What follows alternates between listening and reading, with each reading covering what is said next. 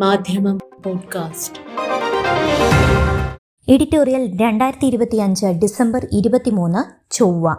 യാത്രാ നിരക്ക് വർദ്ധിപ്പിക്കുമ്പോഴും സാധാരണ യാത്രക്കാർക്ക് ആവശ്യമായ സൗകര്യങ്ങളോ മതിയായ സർവീസുകളോ ലഭ്യമാക്കാൻ റെയിൽവേക്ക് കഴിഞ്ഞിട്ടില്ലെന്ന് ചൂണ്ടിക്കാണിക്കുകയാണ് ഇന്നത്തെ എഡിറ്റോറിയൽ. ഒട്ടും യുക്തിസഹമല്ലാത്ത ട്രെയിൻ യാത്രാക്കൂലി വർധന. ഇന്ത്യൻ റെയിൽവേ ഈ സാമ്പത്തിക വർഷത്തിൽ 6 മാസത്തിനകം രണ്ടാമതും നിരക്കുയർത്തി പുതിയ റെക്കോർഡിട്ടിരിക്കുന്നു. 215 കിലോമീറ്ററിനപ്പുറം ഓർഡിനറി ക്ലാസ്സിന് കിലോമീറ്റർ 1-ന് 1 പൈസയും, മെയിൽ എക്സ്പ്രസ് ട്രെയിനുകളിലെ നോൺ AC കോച്ചുകളിലും എല്ലാ ട്രെയിനുകളിലെയും AC കോച്ചുകളിലും 2 പൈസയുമാണ് വർധന. സബർബൻ ട്രെയിനുകളിൽ വർധനയില്ല. മാസാന്ത സീസൺ ടിക്കറ്റുകാരെയും ഒഴിവാക്കി.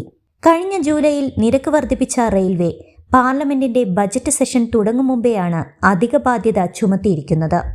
ജൂലൈ വർധനയിൽ കിലോമീറ്റർ 1-ന് ജനറൽ ടിക്കറ്റിൽ 1 പൈസയും, മെയിൽ എക്സ്പ്രസ്സുകളിലെ നോൺ AC കോച്ചുകളിലും എല്ലാ ട്രെയിനുകളിലെയും AC കോച്ചുകളിലും 2 പൈസയും വർദ്ധിപ്പിച്ചിരുന്നു.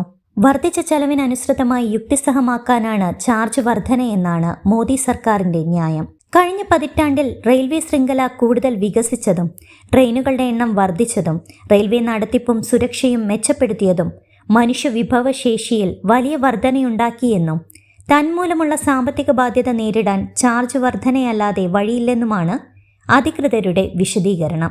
മനുഷ്യവിഭവശേഷി വർദ്ധിപ്പിച്ചത് കാരണം ചെലവ് 1,15,000 കോടി രൂപ വർദ്ധിച്ചു. കഴിഞ്ഞ സാമ്പത്തിക വർഷത്തിൽ റെയിൽവേയുടെ ആകെ ഓപ്പറേഷൻ ചെലവ് 2,63,000 കോടിയാണ്.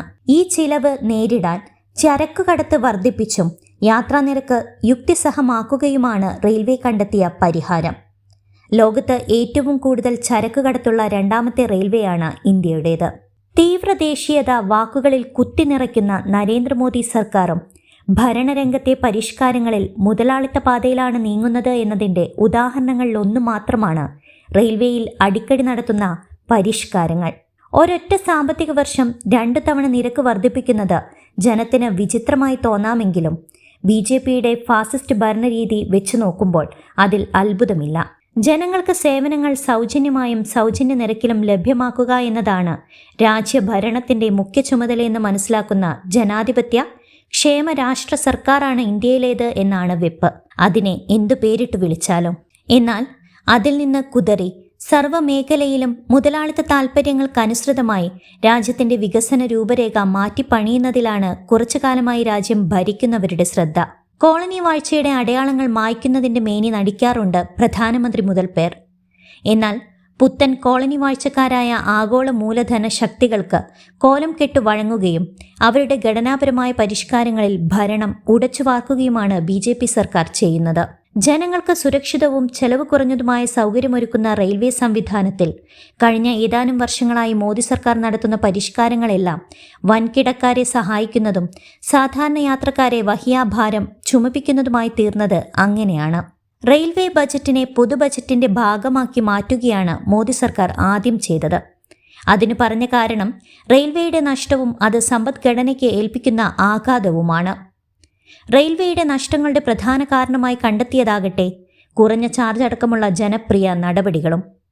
അത് നികത്തുകയാണ് ഇപ്പോൾ യാത്രാക്കൂലി നിരന്തരം വർദ്ധിപ്പിച്ചുകൊണ്ട് യൂണിയൻ സർക്കാർ ചെയ്യുന്നത്. റെയിൽവേ ബജറ്റ് പൊതു ബജറ്റിന്റെ ഭാഗമായതോടെ റെയിൽവേയുടെ കൃത്യമായ ലാഭനഷ്ടങ്ങൾ അറിയാൻ മാർഗമില്ലാതായി. 6 മാസം മുമ്പ് ചാർജ് വർദ്ധിപ്പിച്ചതുവഴി 700 കോടിയുടെ അധിക വരുമാനം ലഭിച്ചു. ഡിസംബർ 26-ന് നിലവിൽ വരുന്ന പുതിയ വർധന വഴി മറ്റൊരു 600 കോടിയും ലഭ്യമാകുമെന്നാണ് കണക്ക്. സാധാരണ യാത്രക്കാരെ പിഴിഞ്ഞുണ്ടാക്കുന്ന അധിക വരുമാനത്തിന്റെ നേട്ടം കൊണ്ടുപോകുന്നത് ആര് എന്നതും ശ്രദ്ധേയമാണ്. മാനവ വിഭവശേഷിയിലും സുരക്ഷയുടെ കാര്യത്തിലും മികവുണ്ടാക്കാനാണ് നിരക്ക് വർധന എന്ന അവകാശവാദത്തെ ശരിവെക്കുന്നതല്ല നിലവിലെ റെയിൽവേയുടെ കുത്തഴിഞ്ഞ സംവിധാനങ്ങൾ. സുരക്ഷയുടെ കാര്യം മാത്രം എടുത്താൽ തന്നെ കാര്യങ്ങൾ അത്ര പന്തിയല്ലെന്ന് ബോധ്യപ്പെടാൻ സമീപകാല അപകടങ്ങളുടെ കണക്കെടുത്താൽ മതി. ഭക്ഷണം, വൃത്തി, വെടിപ്പ് എന്നിത്യാദി അടിസ്ഥാന കാര്യങ്ങളിൽ പോലും നില മോശമായി വരികയാണ്. സാധാരണക്കാരുടെ നിരക്ക് വർദ്ധിപ്പിക്കുമ്പോഴും അവർക്ക് മതിയായ വണ്ടി ഓടിക്കാൻ സർക്കാരിന് കഴിഞ്ഞിട്ടില്ല. പകരം അതിവേഗ സ്പെഷ്യൽ ട്രെയിനുകളാണ് കൂടുതലും അനുവദിക്കുന്നത്. സമൂഹത്തിലെ സമ്പന്നരുടെ യാത്രാ സൗകര്യങ്ങളാണ് ഇതുവഴി വർദ്ധിക്കുന്നത്. ചരക്കു കടത്തുകൂലി കഴിഞ്ഞ 7 വർഷമായി വർദ്ധിപ്പിച്ചിട്ടില്ല എന്നതും ശ്രദ്ധേയമാണ്. അഥവാ ഏതു നിരക്ക് വർധനയും സാധാരണക്കാരുടെ ചെലവിൽ സമ്പന്നർക്ക് നില മെച്ചപ്പെടുത്താനുള്ള മാർഗമായി പരിണമിച്ചിരിക്കുന്നു. മോദിയുടെ സബ്കെ സാത്ത് സബ്കെ വികാസ് ഭരണത്തിൽ എന്നതിൻ്റെ മുന്തിയ ഉദാഹരണമായി മാറുകയാണ് റെയിൽവേയിലെ നിരക്ക് വർധനയും അതിനെ സാധൂകരിക്കാത്ത അടിസ്ഥാന സൗകര്യങ്ങളിലെ അപര്യാപ്തതകളും. മാധ്യമം പോഡ്കാസ്റ്റ്.